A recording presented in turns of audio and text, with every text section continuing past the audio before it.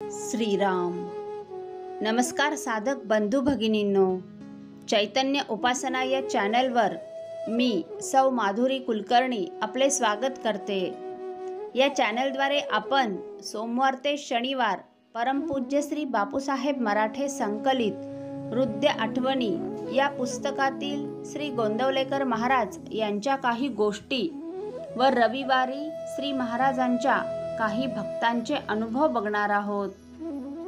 श्री महाराजांना त्रिवार वंदन करून मी आज आपणास हृदय आठवणी या पुस्तकातील 3 गोष्टी कथन करण्याचा प्रयत्न करते.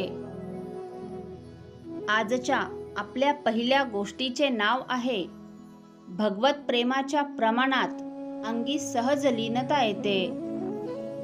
एकाने विचारले की साधक किती तयारीचा आहे हे नवशिक्या माणसाला ओळखता येईल का?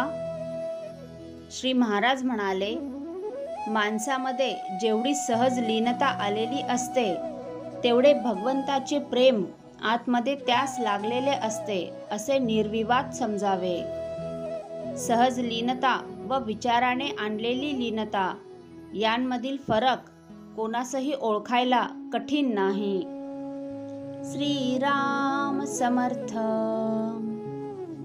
आपल्या दुसऱ्या गोष्टीचे नाव आहे भगवंत किती दूर आहे.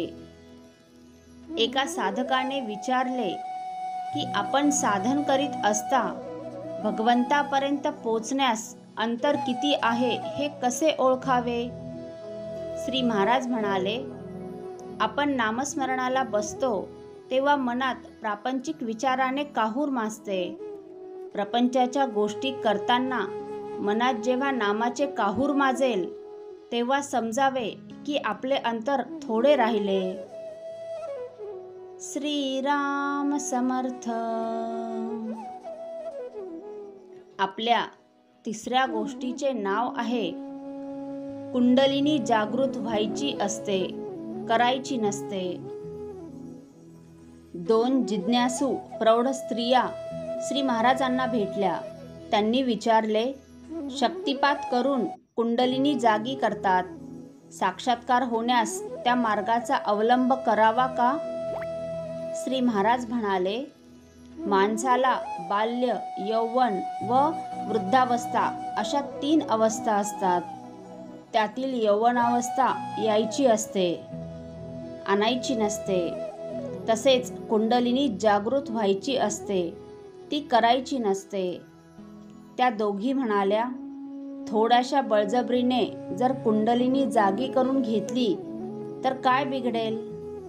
त्यावर श्री महाराज म्हणाले, पूर्वी लहानपणी लग्ने होत, त्यात मुलाच्या व मुलीच्या बाजूच्या लोकांनी ऋतुप्राप्तीच्या आधीच ऋतुशांतीचा समारंभ करायचे ठरवले तर त्या लोकांना आपण मूर्खात काढू ना? त्याचप्रमाणे बळजबरीने कुंडलिनी जागृत करून घेणे धोक्याचे ठरेल. अशा बळजबरीमुळे एकतर मेंदूत बिघाड होईल किंवा डोळे जातील किंवा वेळ तरी लागेल. त्यात धोका आहे.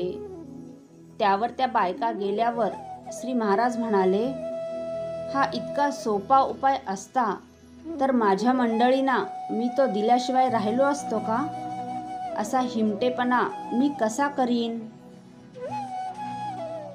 साधक हो, या श्री महाराजांच्या गोष्टी ऐकून कोणी एक साधक जरी नामास लागला तरी माझी सेवा श्रीचरणी रुजू झाली असे मी समजेन. श्रीराम समर्थ.